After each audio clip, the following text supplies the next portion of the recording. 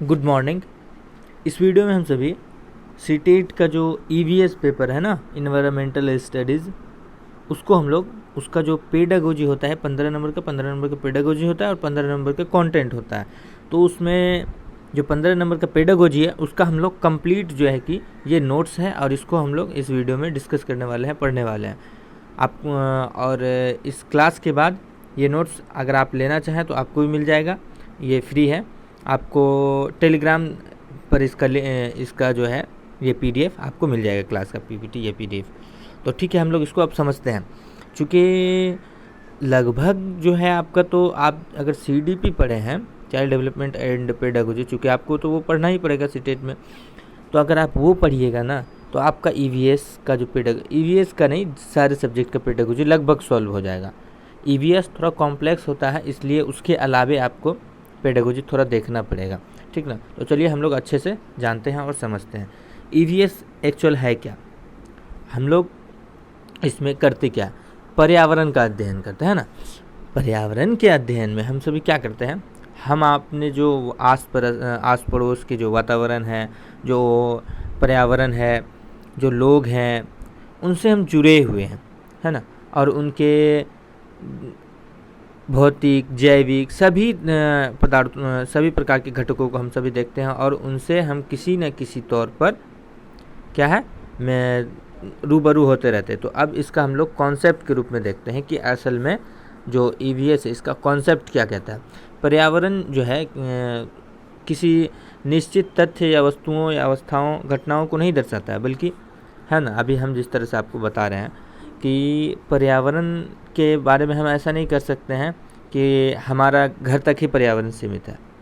हमारा घर भी पर्यावरण, घर का भी एक पर्यावरण है, लेकिन घर में सिर्फ एक ही चीज़ को नहीं बोल सकते हैं। घर में लोग हैं, हमारे घर का आबो हवा कैसा है, पेड़ पौधे हैं नहीं, लोगों परिवार में जो लोग हैं उनके बोलने का, समझाने का बात विचार कैसा है, तो ये सब पर्यावरण में आता है।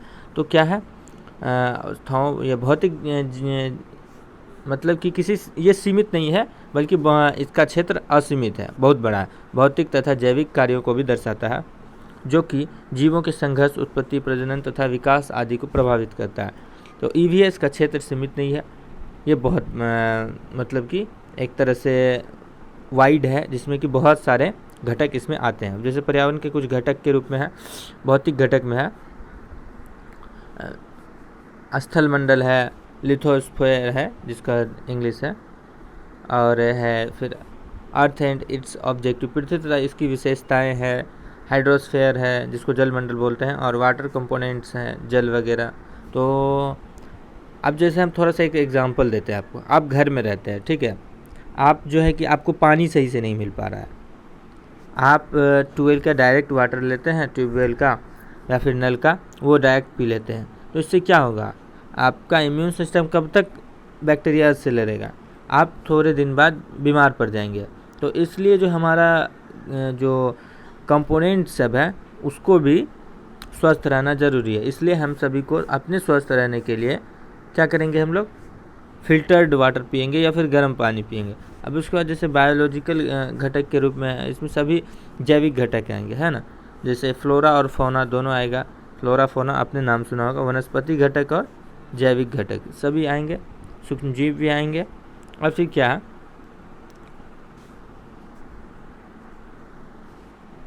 अब हम लोग देखते हैं, अब डगलस और हॉलैंड के बारे में एग्ज़ाम में पूछता है, ठीक ना। तो यहाँ पर जो है ना एच छूट गया है, ठीक ना, थाउट्स में THOUGHT, ठीक है, तो वहाँ पर एच छूट गया है, तो आप लोग समझ लीजिएगा। डगलस एंड हॉलैंड, इसके बारे में आपको एग्ज़ाम में पूछता है कि इनकी जो पर्यावरण अध्ययन है इनके बारे में इनकी क्या राय है, तो इनके अनुसार क्या परिभाषा, ये क्या कहते हैं। तो इनके अनुसार है, पर्यावरण उन सभी बाहरी शक्तियों, प्रभावों, स्थितियों से मिलकर बना है जो जीवन, प्रकृति, व्यवहार, उत्पत्ति, विकास और जीव अंत की परिपक्वता को दर्शाता है। लास्ट में ये सब देखिए, इन सब के अलावा उसने जीव अंत को भी पर्यावरण अध्ययन में क्या किया, सम्मिलित कर लिया, डगलस एंड हॉलैंड। अब इसके बाद हम लोग देखते हैं जो आपको इन्वायरमेंट है कैसे हम इससे जुड़े हुए हैं, कैसे हम दैनिक जो कार्य व्यवहार है उसमें हम सभी इससे मिलते हैं, और इसके कहीं ना कहीं हमारा इससे जुड़ाव है ही। तो है कैसे है उसको हम लोग देखते हैं। सबसे पहले इंफॉर्मेशन टेक्नोलॉजी, जो सूचना प्रौद्योगिकी का जो एक क्षेत्र है, ये भी हमारा इसमें आता है, ईवीएस के अंतर्गत आता है। फिजिकल साइंस, भौतिक विज्ञान, फिजिकल साइंस, न्यूमेरिकल संकल्पनाएं, आर्ट एंड कल्चर। अब जैसे उसको देखिए, इसलिए आपसे जो एग्ज़ाम में कभी कभी इंफॉर्मेशन टेक्नोलॉजी से रिलेटेड क्वेश्चन पूछ दिया जाता है ईवीएस में, या फिर जैव विविधता के बारे में क्वेश्चन पूछ दिया जाता है, बायोडाइवर्सिटी, या फिर जैव उद्यान के बारे में, बायोलॉजिकल पार्क के बारे में पूछ दिया जाता है। तो ये सब इसका ब्रांच है ना, इसी वजह से पूछा जाता है। अब हम लोग देखते हैं इंफॉर्मेशन टेक्नोलॉजी के अंतर्गत जो आईटी सेक्टर है हमारा, कंप्यूटर वाला, या फिर क्या बोलते हैं उसको, जो भी इसके क्षेत्र में लगे हुए हैं लोग, सूचना प्रौद्योगिकी के लेन देन में, लोगों को सूचना देने में, लेने में, तो वे सभी जैसे हमारा इसमें कुछ डिवाइस वगैरह भी आ जाएगा, कंप्यूटर हो जाएगा, मोबाइल हो जाएगा, यही सब हो जाएगा। उसके बाद फिजिकल साइंस, जो भौतिक विज्ञान है हमारा, जो इसके अंतर्गत क्या है, किसी भी चीज़ की हम बाहरी चीज़ों का अध्ययन करते हैं, तो जैसे क्वांटिटीज़ वगैरह आ जाएंगी, सारा इसमें आ जाएगा। फिर न्यूमेरिकल स्किल, गणितीय संकल्पनाएँ, जोड़ घटा गुना भागा, या फिर जैसे ही हमारा जो मॉर्निंग होता है वो मैथ्स के साथ, मतलब सारे चीज़ से हम एक तरह से जुड़े हुए हैं।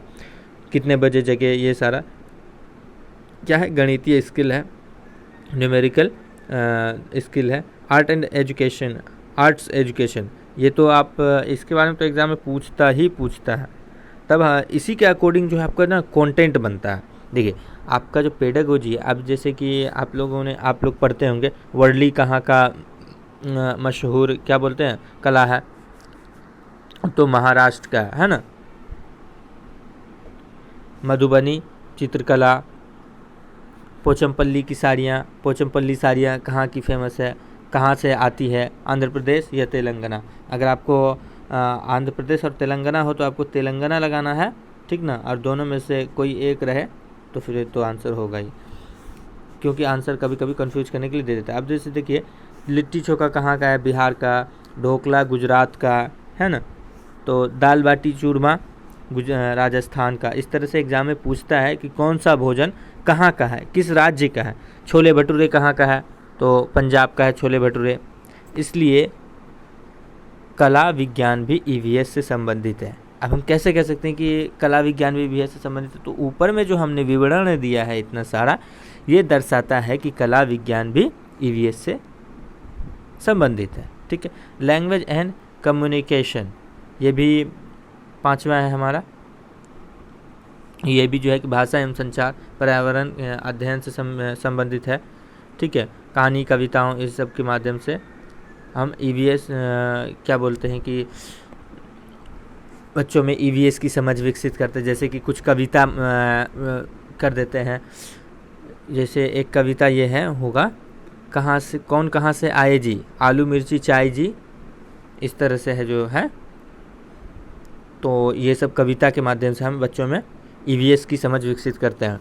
तो लैंग्वेज और कम्युनिकेशन भी जो है, भाषा और संचार भी जो है, कैसे ईवीएस अध्ययन में मदद करता है।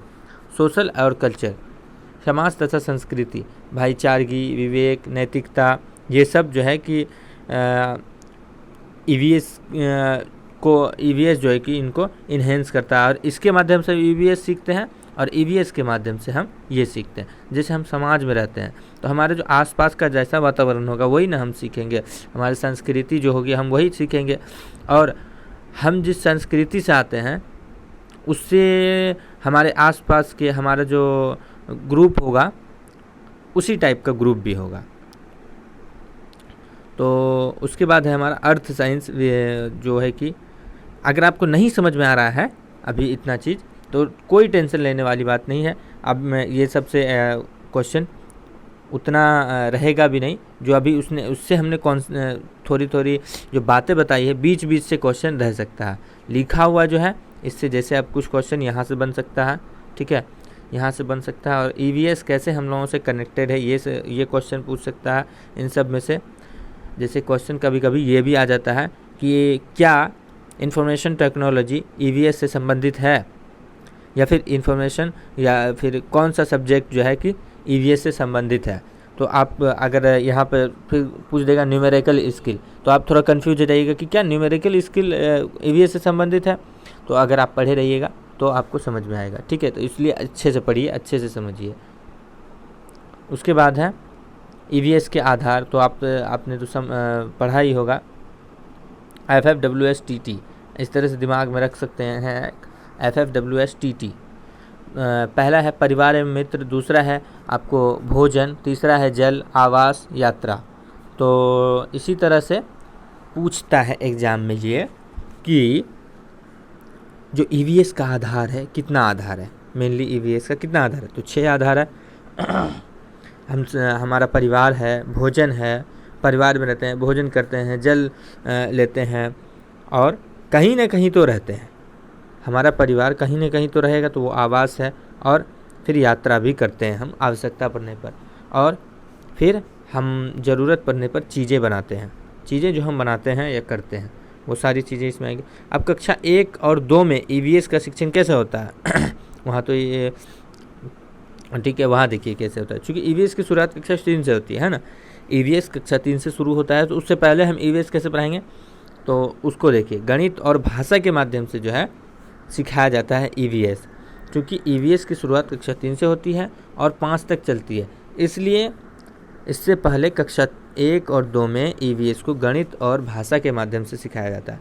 अब एग्जाम में आपको पूछ देता है ईवीएस की शुरुआत कहाँ से होती है, या फिर कक्षा 1 और 2 में ईवीएस कैसे पढ़ाया जाता है, तो आप गणित और भाषा के माध्यम से पढ़ाया जाता है। अच्छे से इसको समझिए।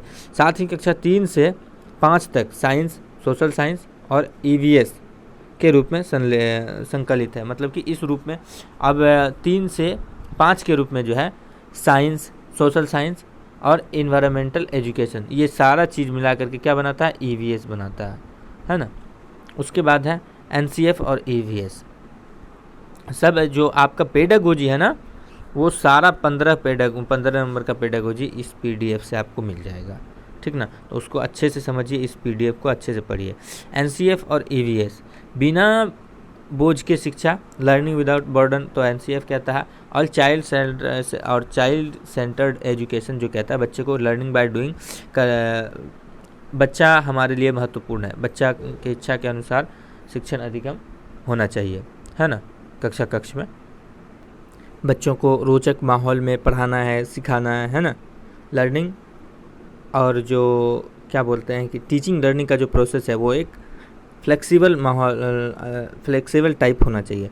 तो अब जो है कि एनसीएफ का जो 5 मसौदा है या 5 जो बेस है वो है फ्लेक्सिबल, लचीला, एक्सटर्नल वर्ल्ड, और इसको फियर्ड के रूप में याद कर सकते हैं आप, है ना।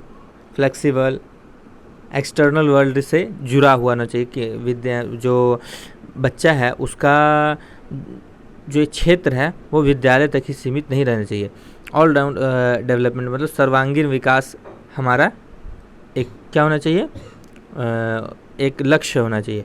और remove rote method and make meaningful learning, जो रोट मेथड है, रटन प्रणाली जिसको बोलते हैं, उसको समाप्त करना है। बच्चे को रटने के लिए अवसर नहीं देना है, रटने वाले बच्चे को हम सिखाएंगे, जो सिखाएंगे उसको उसके लाइफ में से जोड़ेंगे। और मीनिंगफुल लर्निंग का मतलब होता है जो हम सिखा रहे हैं उसका असल में उपयोग बच्चा सीखे। यदि हम उसका उपयोग बच्चा सीख लेगा तो फिर वो खुद उसको सीखने की कोशिश करेगा। यही मीनिंगफुल लर्निंग। और डेवलपमेंट डेमोक्रेटिक वैल्यू, जो बच्चों में जो लोकतांत्रिक मूल्य है, डेमोक्रेटिक वैल्यू है, उसको भी बनाना है। उसको भी बनाने का एक बनाए रखने के उद्देश्य से बच्चे को पढ़ाना है, ठीक है। ताकि बच्चा जो अपने राष्ट्रवादी सोच हो, और जो क्या बोलते हैं उसको कि जो अधिकार और कर्तव्य है उसको समझे। यही सब लोकतांत्रिक मूल्य है।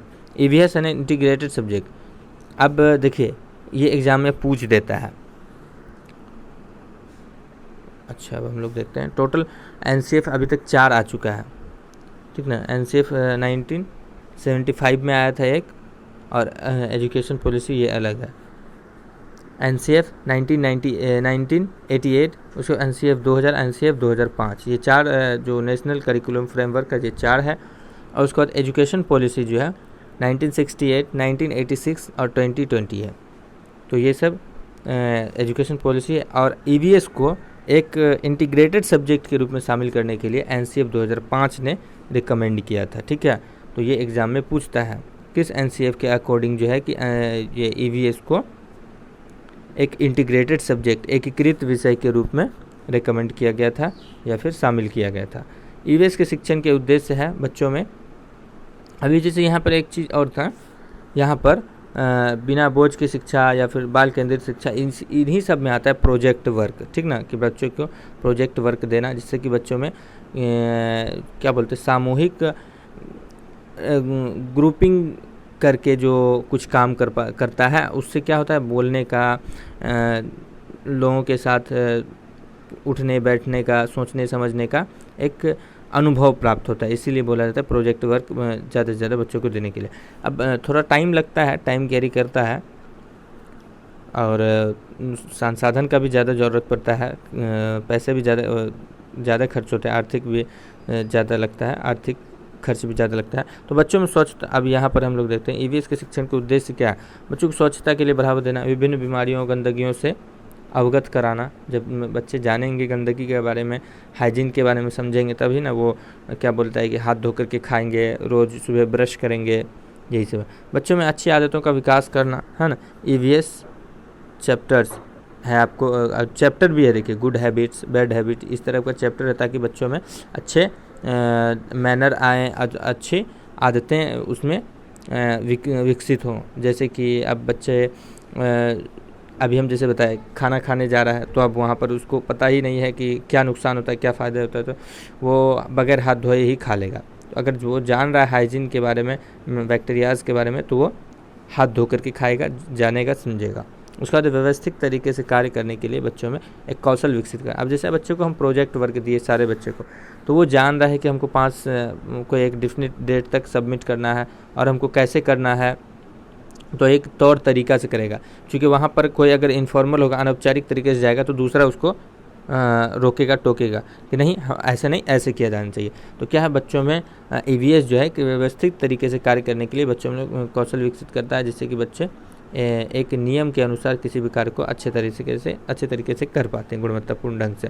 अब बच्चों को आसपास की चीज़ों के बारे में जानने के लिए प्रेरित करना, परिवेश की अच्छी बुरी आदतें, चीज़ें आदि से रूबरू कराना। जैसे समाज में बड़े लोग हैं, बूढ़े बुजुर्ग हैं, तो उनके पास बैठना, उनसे नई नई जानकारियाँ लेना, और हमारे आसपास जो वातावरण है उससे रूबरू कराना EVS के अंतर्गत आता है।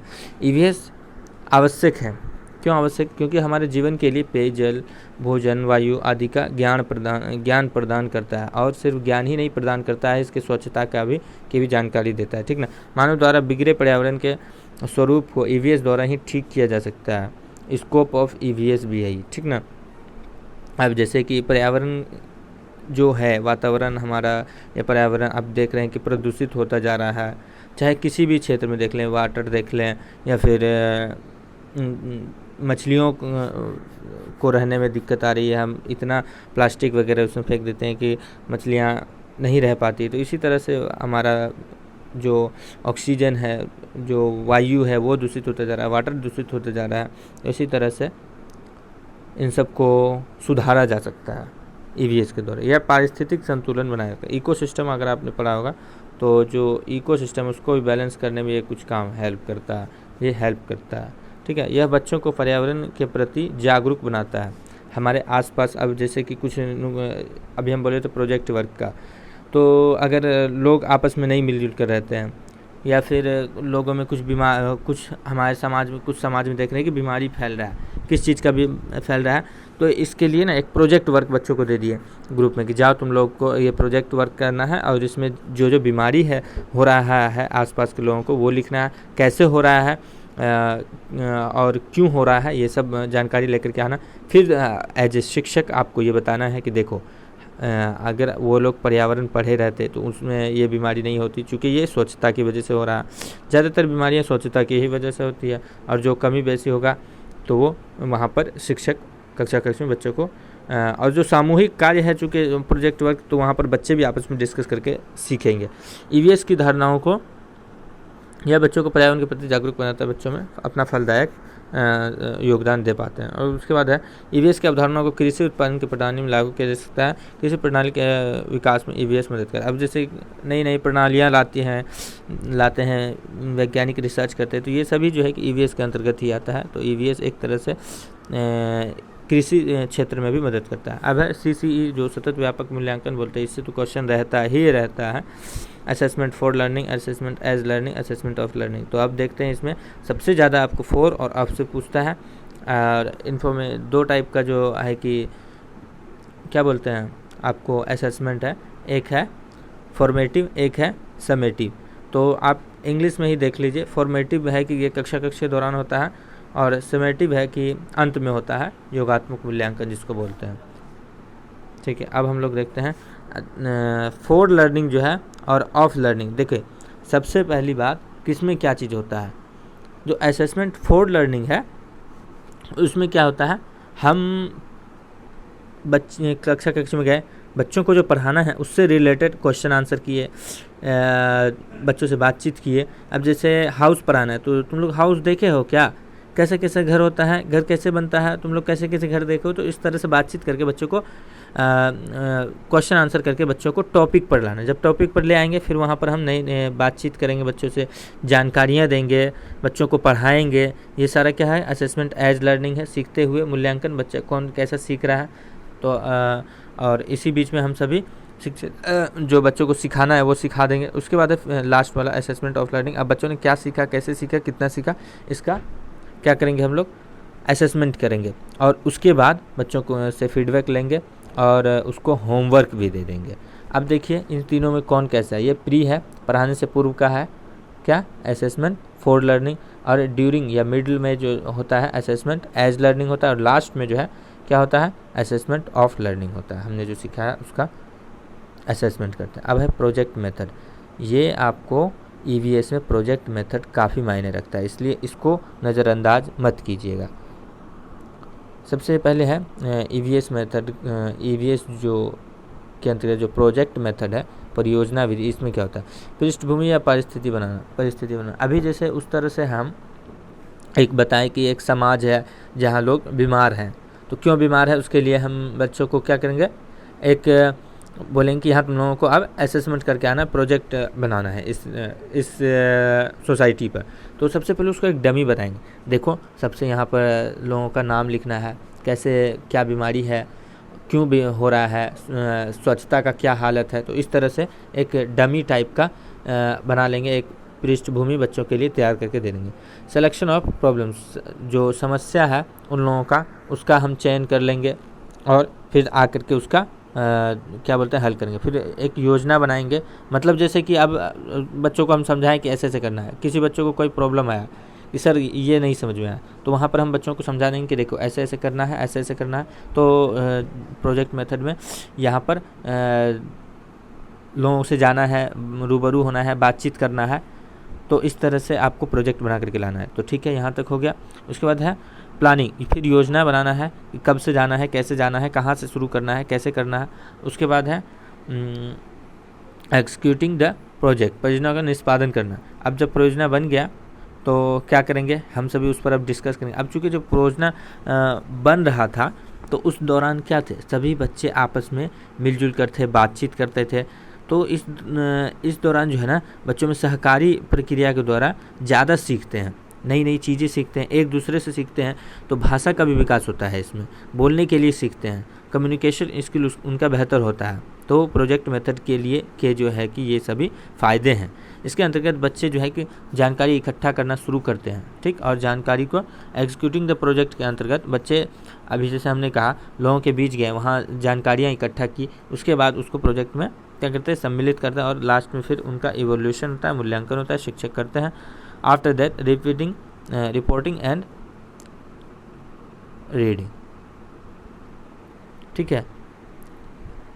तो इस तरह से जो है कि वो बच्चे जो शिक्षक है उनके सामने अपना प्रोजेक्ट सबमिट करता है और उनके अकॉर्डिंग, अब जैसे बच्चों ने रिपोर्ट सबमिट कर दिया या फिर अपना जो प्रोजेक्ट है वो बनाकर शिक्षक के सामने रख दिया, तो शिक्षक को भी तो एक डेटा मिल जाएगा कहाँ पर लोग किस तरह से क्यों बीमार हो रहे हैं, तो उसके अकॉर्डिंग अब बच्चों को समझाएंगे पढ़ाएंगे। क्योंकि जब बच्चों ने प्रोजेक्ट बनाया तो बच्चों को भी लगभग जो है कि अंदाज़ा हो गया कि किस वजह से जो है कि लोग ज़्यादा बीमार पड़ रहे हैं, क्यों किस वजह से सुधारे जा सकते हैं, क्या हो रहा है एक्चुअल, ईवीएस का महत्व क्या है, ये सारी चीज़ें समझ पाएंगे। अब ईवीएस के क्षेत्र को हम लोग देखेंगे, लास्ट टॉपिक है ये। ईवीएस का क्षेत्र क्या है? प्राकृतिक संसाधन, natural resources sustenance and environmental management. जो हमारा एनवायरमेंटल मैनेजमेंट है, कैसे, अब जैसे कि फैक्ट्री से क्या बोलते हैं कि कूड़ा कचरा निकल रहा है तो उसको डायरेक्ट उसमें क्या बोलते हैं, नदी में नहीं बहा देना। यही है कि उसका मैनेजमेंट के साथ, अब जैसे बोला जाता है कि एक रूल बना दिया गया है, तो जो भी कूड़ा कचरा है उसको वो क्या करेगा,